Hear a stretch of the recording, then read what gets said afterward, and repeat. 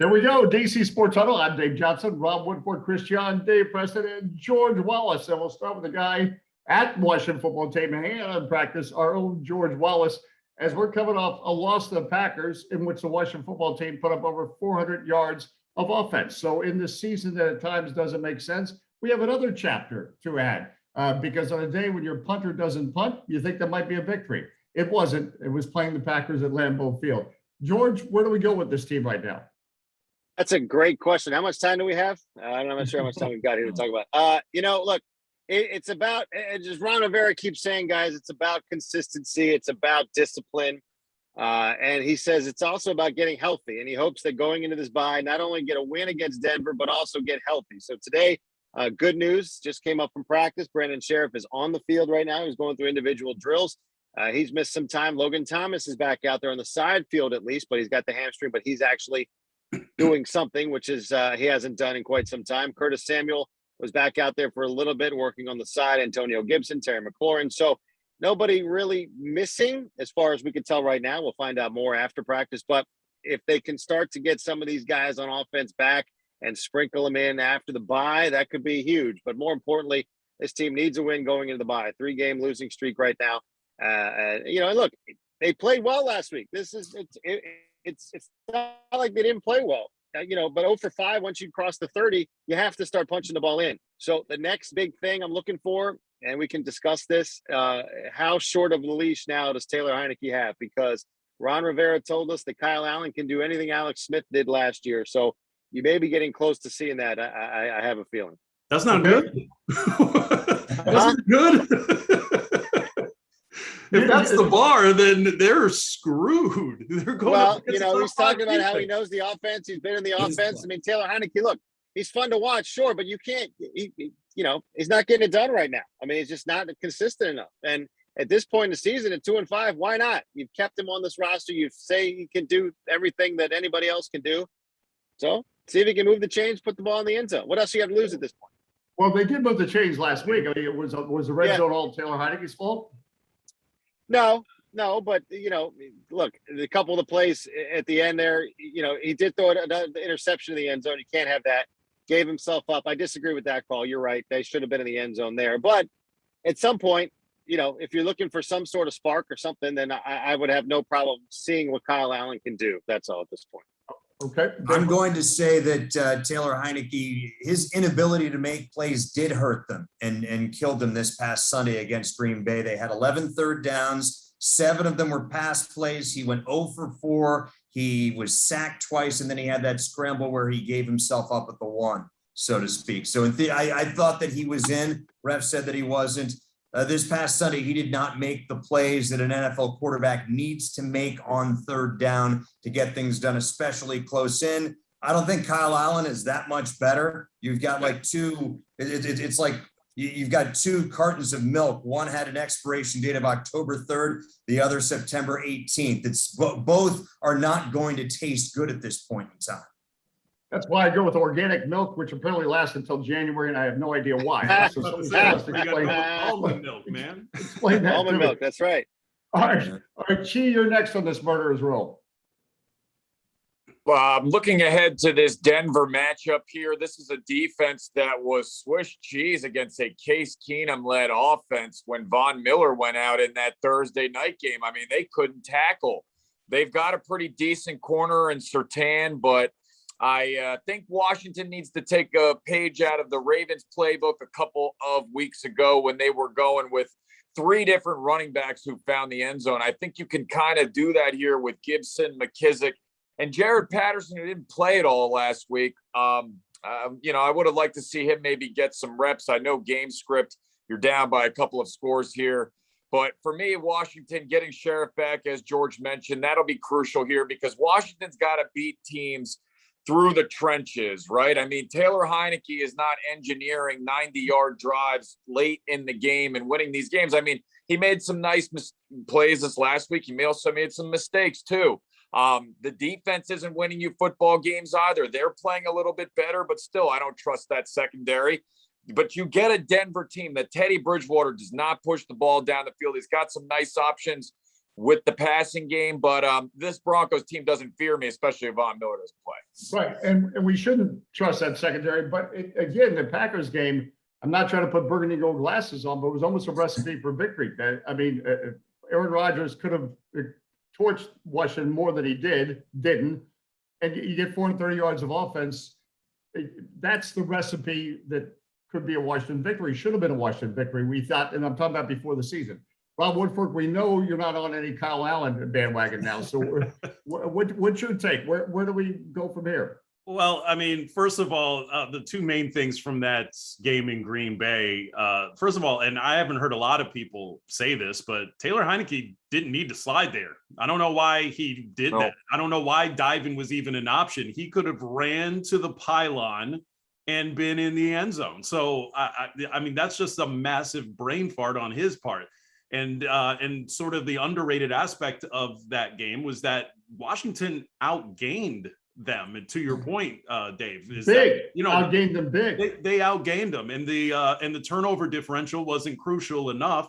So, I mean, yeah, there's a lot of ways that they win that game, especially if they're able to score touchdowns on at least 2 or 3 of those 5 drives that got inside the Packers' 30-yard line. But I mean, looking ahead at Denver, I mean, this in some ways may be a tougher matchup for them because this is a really good defense quietly. I mean, they're ranked in the top 5 both in scoring and yards allowed. So Taylor Heineke, whoever's a quarterback, I mean, you could even dig up the remains of Alex Smith and still struggle against this defense. And so really it's going to come down to, and I know we say this every week, it's going to come down to whether or not the Washington defense finally wakes up. And this could be, and again, this is something we've said before, this could be a get right game for that defense because of how, I mean, they're one of the few offenses that's ranked below Washington's. So this could be their best chance to win, quite frankly, for the next month plus. And to your point, I mean, I must say, I think we saw the best 30 minutes of this defense a couple weeks ago. I thought the best complete game. I mean, they didn't play awful the other day against Green Bay too. So you are seeing steps heading in that right direction. I understand it's not showing it, and I know it sounds like Ron Rivera here, but you can see the defense, I think, making steps the last few weeks, right? That's the disheartening part to me, is that their most complete game, and you're not the first person to say that. Like, I've heard multiple people say that. This is the most complete game that they had, and you lost by 2 touchdowns. That is super disheartening. Right. I think it speaks something as to where this team is right now, because if you looked at each individual aspect of this game, each ingredient in the recipe, from, we talked about the yardage, more first downs, time of possession, penalties. This is a team that has had penalties that have just destroyed, napalmed offensive possessions and have put them back on their heels defensively. 4 penalties this past Sunday. The only one that was really costly was the pass interference that added a field goal when the Pack were up 2 touchdowns to begin with. So teams find ways to win when they're really good. Teams find ways to lose when they're really bad. And I think that's what we saw this past Sunday. That's what made it so discouraging, was that a great effort for 60 minutes, as we've said, and lo and behold, they still come back with an L. I think just like the game against the Giants, just like the game against Atlanta, this is a fulcrum game, because 3-5, it's just 1 game better than 2-6, but going into the bye week, it's a world better. Just like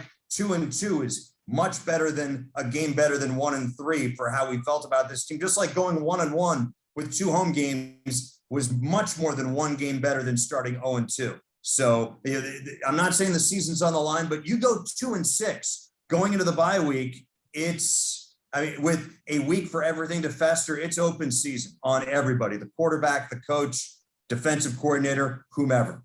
I think the season is on the line, given the fact that you have the bye week coming up and everything else that's been going on around this team, including investigations being talked about in the news. And players will tell you they don't hear the noise, but we all end up hearing the noise. So there's just too much going around. But I think, and by the way, we're going to have to look up fulcrum now. Very good use of the word fulcrum. But I think. And he used napalm too. Yeah, right. Yeah. Given what we're talking about, that not that we're going to buy in totally yet, but best half for the defense against the Chiefs that first half. better against the Broncos. So given the encouraging signs from the defense, yes, you need to score a touchdown, but you did put up 400 yards of offense. This is not the time for a quarterback change, because that would just only add to the chaos. You have, while you're not winning, you have some semblance of some positive things are happening with this Washington football team. Oh, by the way, is banged up. It could use a Samuel on the field.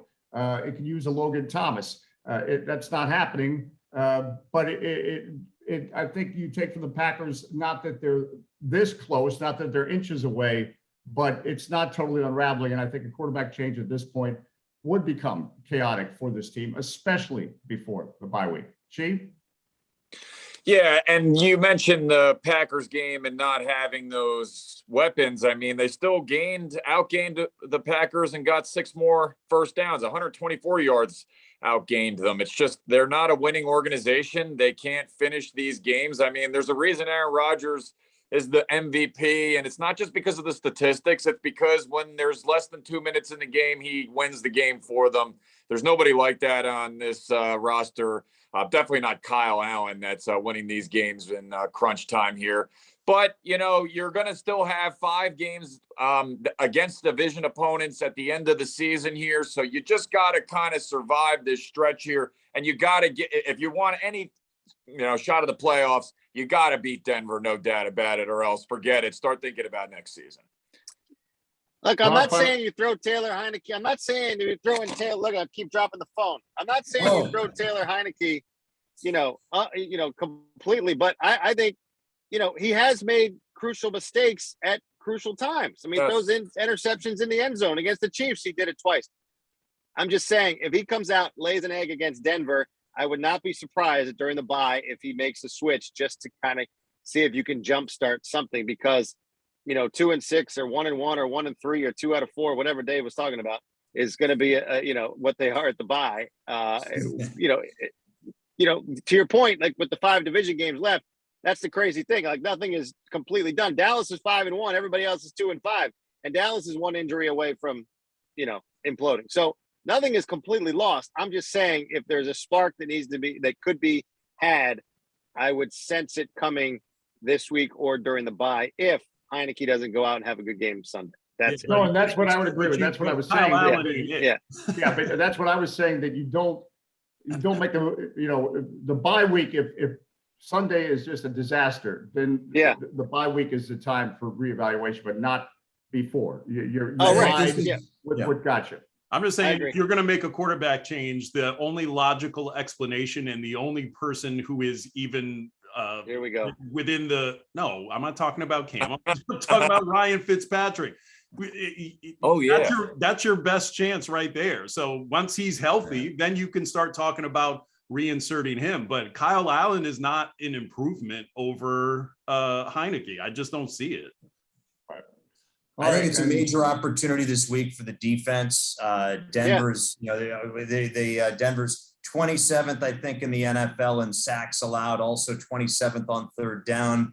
They have just as bad a giveaway takeaway ratio as the Redskins do. So we've been, the offseason storyline was how good this defense was going to be. They don't have to be great against Denver, but they need to make some plays. They need to be able to get off the field a little bit better than they did this past Sunday against Green Bay.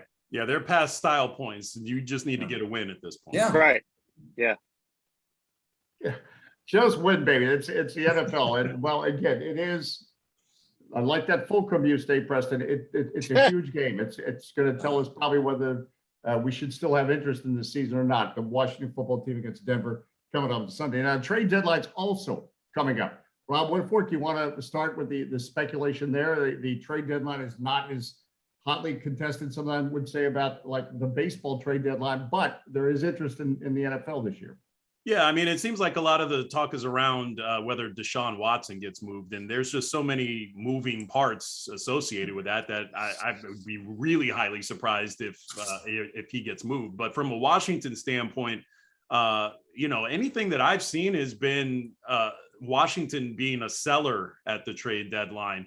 Maybe trading a Tim Settle or, trying to trade off one of these wide receivers you're not using, like an Antonio Gandy Golden. I don't know what you get for those guys, but, I don't think they have enough tradable assets at this point, unless you go with a big name like a Montez Sweat or somebody like that, but that's your team leader in sacks. So I don't know that they're going to be big buyers either, because Ron Rivera doesn't seem, likely to overpay for anybody or really go out of his way to get somebody who could possibly be a difference maker. So, so I think it's going to be a boring trade deadline from a Washington standpoint.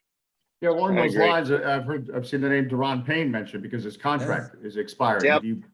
You position for the future because you realize, well, not going to be able to re-sign Deron Payne. So that's also the machinations that work at the trade deadline. Right. And that's kind of at the heart of, a few months ago when I wrote the column about, what would it take for Washington to get Deshaun Watson? Obviously, I wrote that before he was, dealing with all these lawsuits. But, you have guys, you can't pay all these defensive linemen. So it's like a Deron Payne, he's got 2 years left on his contract.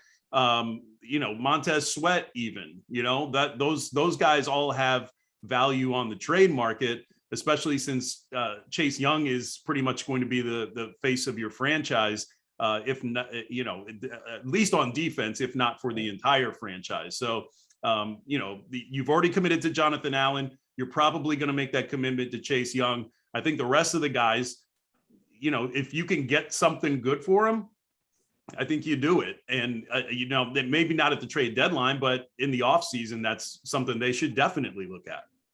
I'm listening to calls on all those guys. Like you said, you locked up Jonathan Allen. At this point, you're 2-5. Okay, you win 3-5 still, whatever the season's going to be.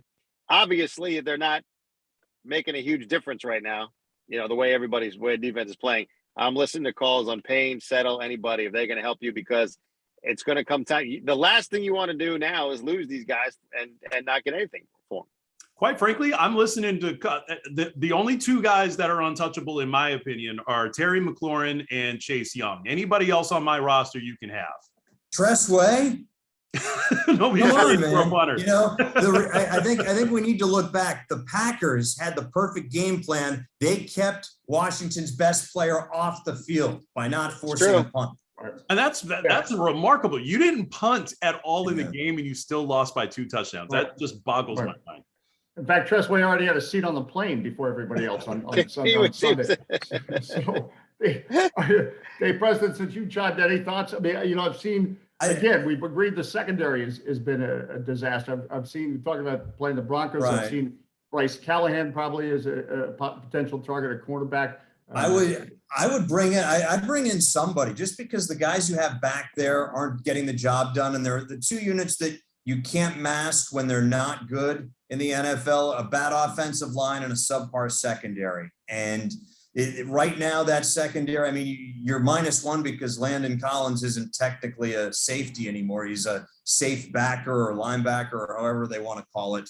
I would try maybe to get a defensive back, but what are you adding? You in order to add somebody at this time, you pretty much have to pick up somebody that another team doesn't want. So how much of an upgrade is that going to be with what you've got? How quickly can you bring them into the system that you teach? Look at William Jackson III, not a good fit for this defense. They brought him in anyways, and he's not playing well. Go figure. And that calls to mind, actually. If you want to upgrade this, and this kind of goes to what I said last week about Ron Rivera not bringing in guys from Carolina that maybe he should. Trey Boston has been out there all season long, and that's a guy who has played for Ron, who's played in this defense, and has been a productive player in the past. I know he had a stretch where he was kind of jumping around teams for like a 4-year span. I don't know what's behind that, but he's a guy who's got those ball hawk skills that Washington needs and that Bobby McCain is not providing. The biggest disappointment, I think, on that front, gentlemen, is after week 3 or 4 at the very latest, we always read about players that they bring in to practice and try out and stuff like that. That's how we learned about Chris Blewett coming in.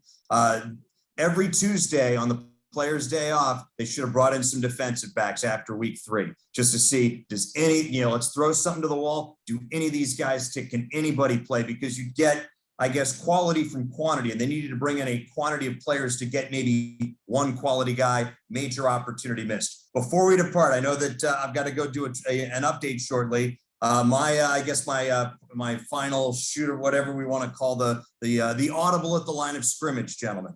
Big Saturday coming up in college football. Maryland and Virginia Tech both have 3-game losing streaks. Their bowl hopes hinge on victories this Saturday. Maryland hosting Indiana, Virginia at Georgia Tech, or Virginia Tech at Georgia Tech. Also, look down a level. Huge day in the CAA. James Madison plays Elon. William and Mary plays Villanova. CAA, perhaps the best conference in FCS play. Big day in college football this Saturday.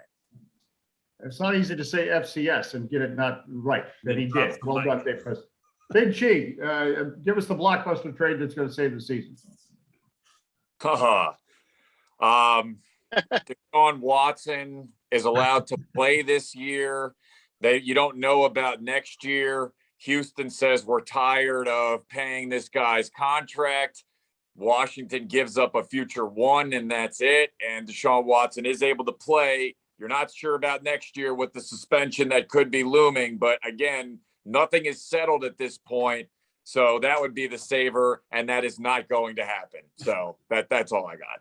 All right. Well, that's, it's amazing. And I hope everyone enjoyed for the last 25 minutes. We didn't solve anything, but that's what we do. We're going to keep trying next week for this Washington football team, which will be heading into the bye after I think we've already, show of hands, the Broncos game is a season. The season's on the line Sunday, right, guys? Yeah. I mean, for all intents and purposes, and they're going to win. Oh, you think they're going to win? I do. All right. Okay. All right. You got a score on that? No. Okay. All right. I'm going to go look up Fulcrum. Until then, thank you. Rob Woodfork, Cichon, Dave Preston, who's already gone, and George Wallace. I'm Dave Johnson. This is the DC Sports Huddle. Rake.